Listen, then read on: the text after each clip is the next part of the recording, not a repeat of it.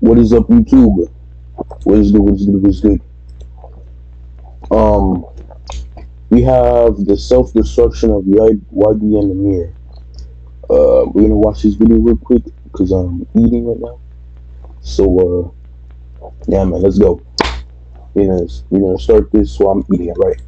1 minute, you're at top of the game, achieving fame and success beyond your wildest dreams. The next, everyone's mocking your attempts to keep your career on track as you become a walking meme. This is the problem that a rapper named YBN Nahmir faces. Even though he's only 23 years old, he's been put through the ringer in this game to the point that he's considered throwing in the towel and even relied on substance abuse to cope with his traumatic time in the industry. But how did he get here, and is there any way back? Hi, I'm Luesta. I make weekly video documentaries of things I'm into, so subscribe if you enjoy. And today we're looking at the self-destruction of YBN Nahmir. But before we can analyze how things went so wrong, we need to first take a look at when he had the world in his hands. Back in 2017, YBN Nahmir exploded onto the scene with a song called Rubbing Off the Pain. If you remember those days, you'll know that this was one of the biggest underground smashes of the year and still has people flocking back to it for a nostalgia hit to this day. But rather than a hit song, the track was the world's introduction to a new rap crew that looked to be making major moves. The group was YBN, and where rap collectives are formed through friendship or growing up in the same hood, this group was forged on the mean streets of GTA's Los Santos. Shit, I had Grand Theft Auto 3 when I was 3. I don't know, I got an Xbox 360 and I just started meeting up with people, and shit, we made YBN. Soon, YBN was formed, with the addition of Texas rapper Almighty J becoming the next important piece to the puzzle. Interestingly, these two didn't get along at first, and spent months dissing each other through their headsets, only for Nahmir to end up dragging Jay back from the brink of a life-altering decision. Like, I always talked to him over the game, and I started working with him on the computer. So it was just like, after that, I blew up. Then I was like, damn, I know Jay. I ain't talked to Jay in like a year. Let me talk to this nigga. He hitting me up. He see me blowing up and shit. Holla at Jay. I'm like, fool, what's up? What you finna do? He like, nigga, my mom finna send me to the army, nigga. I'm finna go to the military. I'm like, what? I'm like, oh, hell no. Dad, come to Alabama.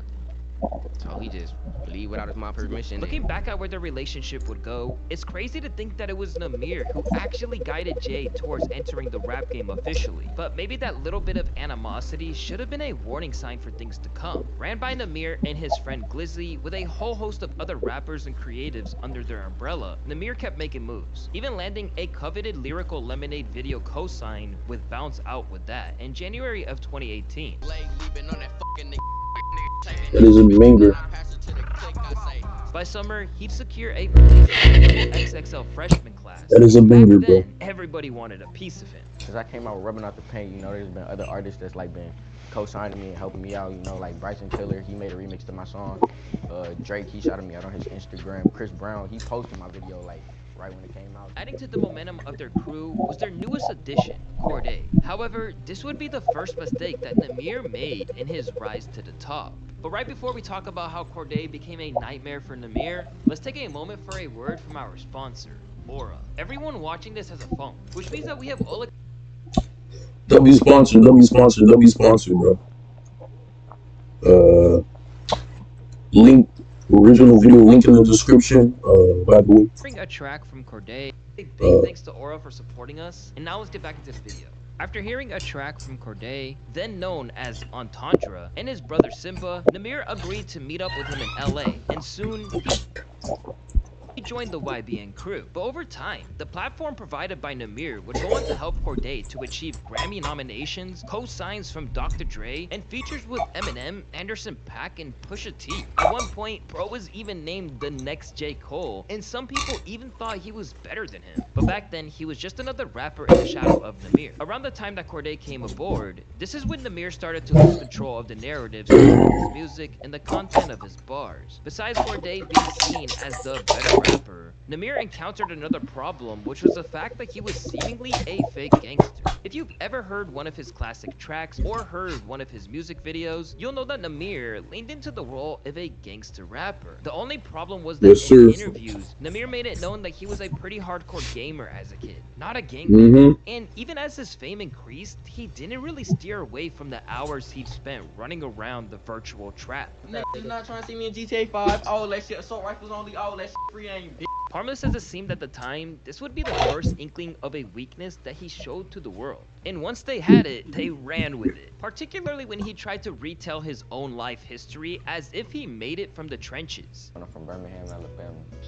It's hot, like you know, so I had to get up out of there. I'm in LA with it right now. I only hang with people that's like older than me. I was out there, but I was cool. Like you feel me? I was smooth. I know a bunch of niggas that done died. You know, a bunch of niggas that's in jail. I'm talking about niggas life sentences in jail. But it was really Right. I ain't really had to worry about shit because I know my niggas had me and like niggas wouldn't fuck. This came off as inauthentic to his audience, and it would become one of the main reasons Nahmir started getting clowned on the internet. Users joked by writing, "Low-key, I met his homie that was serving life. We busted him out the plane from a prison. Shit was crazy. Hey Nahmir, ain't it a blessing we made it out all those GTA missions? From gamer to fake gangster." He probably didn't know this at the time, but unfortunately, this represented a sign of the trolling and hate to come. As Corday continued to rise with every new track he dropped, and became the group's real breakout star when his debut album, The Lost Boy, became both a critical and commercial smash, both Nahmir and Almighty J were left floundering. By this point, Almighty J was best known for his short-lived relationship with Black China, while for Nahmir, he was getting to the end of his rope with the rap game. However, he did give fans some hope of a brighter future when his track Appa Stoppa with 21 Savage became one of the original viral TikTok tracks, going #1 on the platform. Afterwards, he basically thanked 21 for giving his career a second wind in a time where he couldn't do it single-handedly, and finally had some major turbulence come his way. For starters, he saw this album receive persistent delays, meaning that every 3 years after his initial buzz, fans were still starved of a debut album. In a fast-moving world like hip-hop, that might as well be a lifetime, and some fans already checked out before it could drop. In the meantime, one of the rappers from his collective was making big enough waves to secure a feature alongside Jack Harlow on Eminem's song Killer, and soon what once seemed like a budding empire would soon crumble before his eyes. In August of 2020, Nahmir would hit send on a tweet that would rock the hip-hop world and forever change his life. He wrote, "They left this YBN shit in the gutter. Remember that. I'll turn it up myself." Clarifying to a fan that it's only me, kid, Nahmir suggested that his YBN brothers had abandoned the ship. But over time, he'd grow to regret how he handled it. It be hella shit in the background. But at the end of the day, we all brothers. We all gonna say something that's gonna f up the image of this shit. We all gonna f around and do something that's gonna f up the image of this shit. It's always gonna be something with a group. And I f***ed up by saying that shit too. I know that hurt their feelings by saying that. You never know. They could lash out on me. They lashed out on me before. I lashed out on them before. So it's like, it is what it is. Left looking like the villain when in reality he was just hurt, Nahmir felt like he'd been shortchanged by the industry. It seemed to him that the industry had taken advantage of their youthful inexperience when they inked their first contract, which ended up causing a split within their group. The old niggas in the background, you gotta remember, it's always somebody that'll come around, fill your head up, and f it over. Struggling to get himself back on track, Nahmir's issues would only continue to get worse when the internet just kept piling on him for everything he did. On October 2nd of 2020, for example, a YouTuber by the name of Hello Yassine posted a screenshot that claimed, "YBN Nahmir is really struggling," after his Instagram account had shared what was clearly paid promo for an online marketing agency. In a way that a lot of people saw as defensive, Nahmir instantly got back, declaring, "This is how dumb this generation is. Who wouldn't make a simple Instagram post for $5,000? I guess I'm broke, guys. Stay blessed, child." And this kind of scrutiny isn't exactly okay, buddy. Bro. You're doing an Instagram scam for $5,000. Bro, you're like a million. You're basically like a thousand in there, alright? You don't need $5,000. You don't. You don't, bro. And you're trying to make that as an excuse. Like, come on, bro. new. Back in 2018, he asked his followers why people hated him so much, but by this point, it was clear that it was really starting to get to him. He literally had to sit across a table from Adam22 as he said that he had watched his entire career from beginning to end, to the horror and amusement of the internet. Today I'm in here with somebody who I've seen their entire career from beginning to end, or not end, but from the beginning, and you know, is Deflated by what had happened, he once again decided to wave the white flag and let the haters potentially chase him out of the game. After my album, I really just want to be done. Tired of the fake dudes, fake streams, weak ass conflict of interest, everything. I'm gonna give y'all the best music ever, then I'm gone. In hindsight, there's a chance that YBN Nahmir maybe regrets that he didn't do just that, as even as he tried to retire, he got ratioed and trolled by people posting pics of GTA claiming that this was his hood. It was times like these where he basically became an internet laughing stock, and fans would say anything to provoke another embarrassing response out of him. However, Oh, that sucks, light bro. at the end of the tunnel for Nahmir. At 20 That years sucks. old, Nahmir had assets and money in the bank that he really could have done anything else with his life. Armed with a unique audience in the hip-hop sphere with his background in gaming, Nahmir started a Twitch channel. Initially, his numbers were promising, showing potential for success in this new venture. Instead of running from his youth spent mastering gang warfare in GTA, he could have embraced it and, more importantly, profited from it. Basically, he could have walked away into the sunset and left hip-hop behind while still making a bag if he was willing to put the hours into becoming a top streamer. But instead, he stuck it out. And amazingly, things managed to get worse when he finally released his debut album. Oof. Yep, 2021. Their name. Visionland. Why is that name? It's my whole life. For long years after his come-up, Nahmir was finally ready to release his long-awaited debut album. So long-awaited that by the time it dropped, most people hadn't been regularly bumping him for at least 12 months, if not more. Sadly for YBN Nahmir, this meant that before he even dropped the project, people were already declaring it dead on arrival. One user posted on Reddit saying, YBN Nahmir first week sales predictions, he finna go triple aluminum. With expectations like that and audience Okay, anticipation buddy. at an all-time low. Alright, As the alright. project did drop in March of 2021, it led to sales of just 4K. For comparison, Smoke Oof. is widely deemed as a rapper with one of the most intense downfalls in hip-hop history, got absolutely destroyed by the internet when he sold 5K first week. So for Nahmir, this must have been a crushing blow. Back when That YBN were at sucks. the peak of their powers, their first mixtape peaked at Me number personally? 1, eventually being certified gold in the US with over 500,000 sales. Now, he couldn't even get into 5 figures with a studio project that had him as the headlining artist. With this record flopping in the middle of Damn. the chart, this should have been the lowest moment of his career. But somehow, things were about to get even worse, as the internet began to get merciless with YBN Nahmir upon hearing the news. One user wrote, "I can outsell YBN Nahmir with this tweet. YBN Nahmir got some awful friends. Everybody in the studio just letting him make Soul Train." This last tweet is referencing one of the worst tracks off the album. Yeah. It becomes so notorious Soul that it actually Train. become the best performing track on the whole record by a mile. If I gave you all my love, I say would that make you happy, baby? Would that make you happy? It don't feel like I'm doing. What you just It's had the so pleasure of terrible. hearing is Soul Train. With over 6.4 million views on YouTube, it's technically the most viewed track dislikes, it's had bro. since Apostapa with 21 Savage, and there's no signs of it Oof. losing that status anytime soon. But with that amount of exposure, Oh my came a near God. historic like to dislike ratio. Not to mention a whole host of hilariously harsh reactions. Oh, hell no. I'm scared to put my headphones back on. Bro, I hear the trash without hearing the trash. Yo! Why is this nigga talking like that?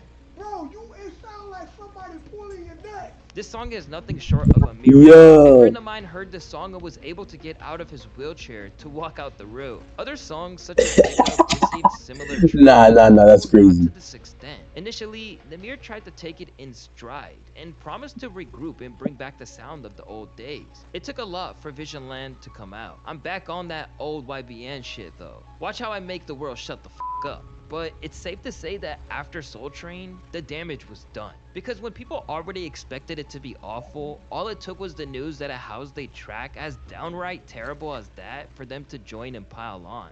I don't think Nahmir dropped the worst project this year, but if you look online, that's what people are trying to say. But what contributes to people doing that is it's just like the what's it called, Soul Train joint. Every time somebody points out that it's getting crazy dislikes, it gets 20,000 more. Because on the internet, people follow the narrative. And the internet did follow. Hell, even some of his fellow artists did. Most notably, Lil Yachty, who said, "Soul Train is fire." He then followed this obviously joking, shaking my head, sorry, I couldn't even let that tweet breathe. And then proceeded to proving my point. show a calendar referencing the fact that it was April Fool's Day. Lil Boat wasn't even oh my god, done yet. After Nahmir tried proving my point even more, it's a joke. to take control of the meme cycle by That's calling it crazy. the best song of 2021, Yachty was quick to remind him that it wasn't getting views for the right reasons. No cap, bro, might have the most dislikes of the year. As if things couldn't get any harder. Bro, Yachty is evil for that, bro. Yo, Yachty is evil for that.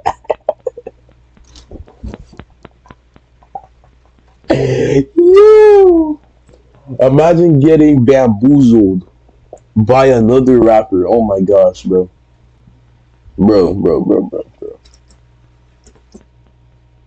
Even one of his former YBN brothers, Almighty J, came in to kick him when he was down. I mean, that's I'm gonna keep it 100, bro. That shit ass, bro. Trolled into submission, the very same day that Lil Boat hit him with the reality check, he announced that he'd be stepping back. I'm gonna take a cool little break from everything and everybody. At this point, it seemed like Nahmir was really struggling to stay afloat. After spending years as the internet's punching bag, something changed inside him and altered the way that he carried himself. Soon, we'd stop seeing the Nahmir that was more angry, unstable, and vengeful. And over time, the reasons behind a lot of his erratic behavior and embarrassing conduct would finally come into focus. So, oh, wasn't it because like he thinks he's Crip and shit, and he's like getting a lot of drugs? I forgot. As I discussed earlier, something like that, right? Nahmir was never taken seriously as a gangster rapper. As he's revealed in interviews, I don't the know. most thuggish thing that's ever really happened in his life was when the guns being waved in the music video for rubbing off the paint led him to have to finish his classes at high school online. After the release of Vision, Nahmir made a noticeable shift to harden his public persona. However, controversy arose when he was accused of false flagging or falsely claiming gang affiliations. This came to a head when he how's his parents, Instagram bro? that he was repping Crips, despite previously showing ties to GD, a group that's heavily associated with the Bloods, which led to a lot of backlash. After he tried explaining the transition in an Instagram live. How you went from GD to Crip? How I went from GD to Crip? It happened.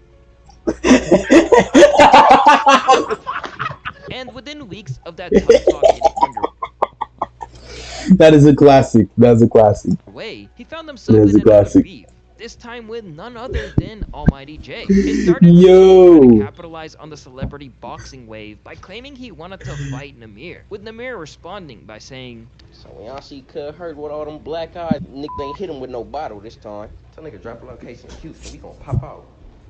What? We gonna get it done right here.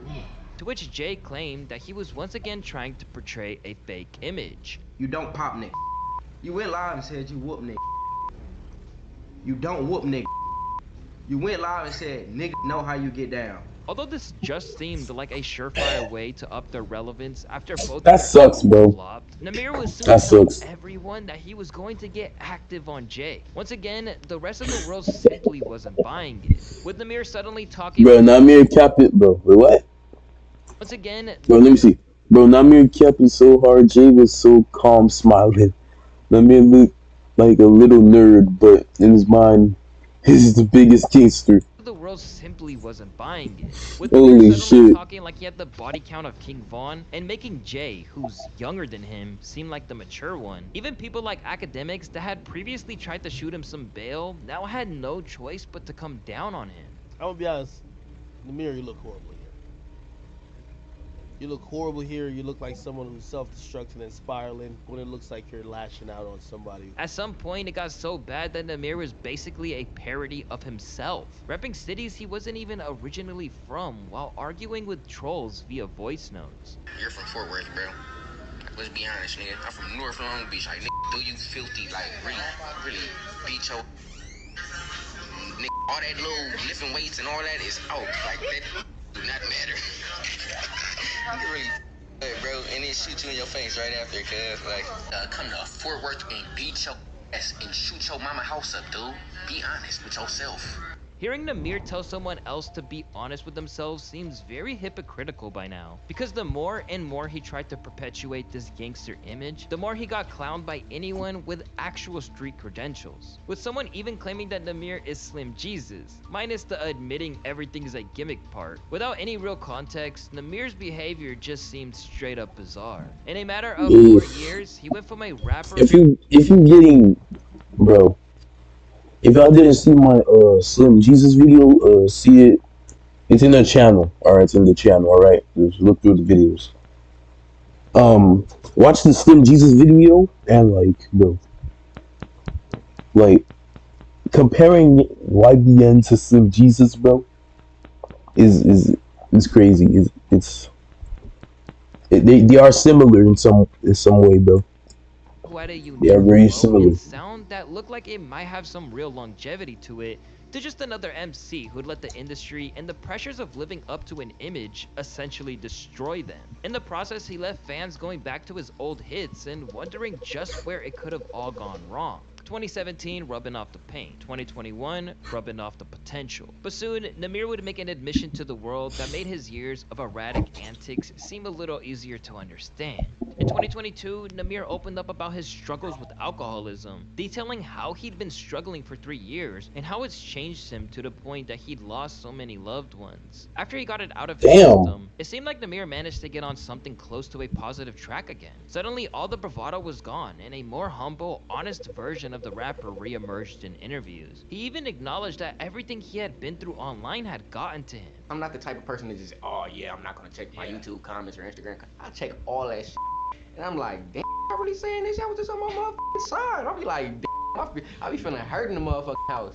But it's just how life go. Like, it's just how this shit go. Like, it's not your fault, but you just being you. And then they can come right back.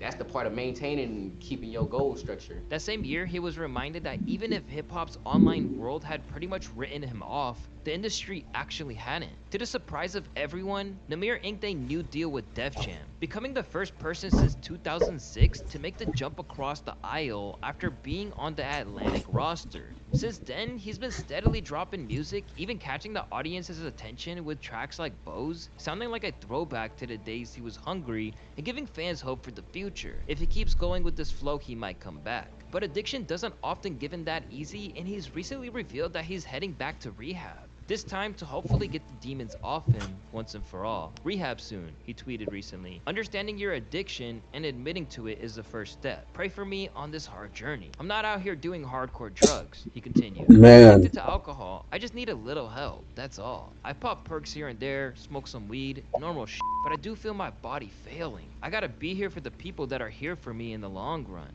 I want to be sober. Since then, That's crazy. Disappeared, and after being clowned on the internet so many times, it's easy to see why Nahmir thought twice about this moment of vulnerability.